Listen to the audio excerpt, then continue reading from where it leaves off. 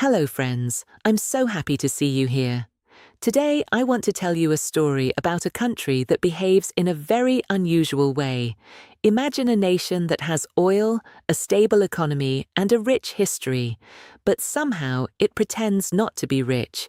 No giant skyscrapers, no golden palaces, no endless luxury cars everywhere. But the most interesting part actually begins today, because in the modern world, Oman plays a role that many people don't even notice. The country is often called the Switzerland of the Middle East, and it's not only because of its stability. Take a look at the map. Oman sits near the Strait of Hormuz, one of the most strategic locations on Earth. A huge portion of the world's oil passes through this narrow waterway. Any conflict here could affect the entire global economy. That is why the Persian Gulf region is often full of tension. But Oman chose a different strategy. Instead of joining conflicts, the country became a mediator. For decades, quiet diplomatic negotiations have taken place in Muscat between countries that officially don't even speak to each other. For example, Oman helped facilitate the secret talks between the United States and Iran that later led to the famous nuclear agreement. Omani diplomacy works very quietly. No loud headlines, no political spectacle, but behind closed doors, important conversations happen. That is why many diplomats call Oman the quiet negotiator of the Middle East. But there is another important factor. Yes, Oman has oil, but its leadership clearly understands that oil will not last forever. That is why the country is already preparing for the future. The strategy is called Oman Vision 2040. It is a massive development plan designed to transform the country over the next decades.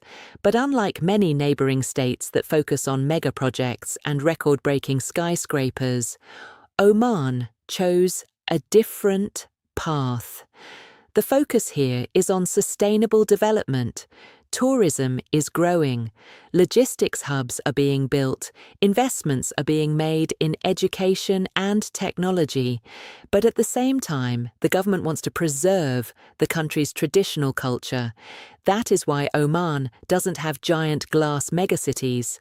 Instead, you find ancient forts, mountain villages, golden deserts, and stunning coastlines. Some travelers even say that Oman almost tries not to show its wealth, and maybe that is part of the strategy. In a world where many countries try to prove how rich they are, Oman focuses on stability. No noise, no excessive luxury, just steady development. And maybe that is exactly why this country remains one of the safest and most stable places in the region.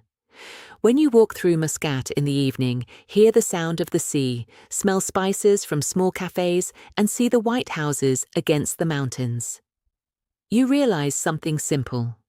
Sometimes true power is not about showing wealth. It's about quiet confidence. That's the story for today. If you enjoyed this episode, tell me in the comments which country you want to explore next. Thank you for being here. See you in the next video. And yet, this country sits right in the heart of the Persian Gulf. Today, we are talking about Oman, one of the most mysterious countries in the Middle East. And the more you learn about it, the more you realize that it is very different from its neighbors. But to understand why Oman looks so modest, we need to go back in time. Because once upon a time, this was not a quiet desert country at all. It was a real maritime empire. In fact, Oman became the only empire in the history of the Persian Gulf. Several centuries ago, its navy controlled major trade routes across the Indian Ocean. Omani ships traded with India, China, and East Africa. And Omani sailors were known as some of the best navigators of their time. In the 17th century, the Omani fleet even managed to push the Portuguese out of several strategic ports. And at that time, Portugal was one of the strongest naval powers in the world. But the most surprising thing happened later. At one point, the center of the Omani Empire actually moved to Africa. Yes, the capital of the Sultan was located in Zanzibar.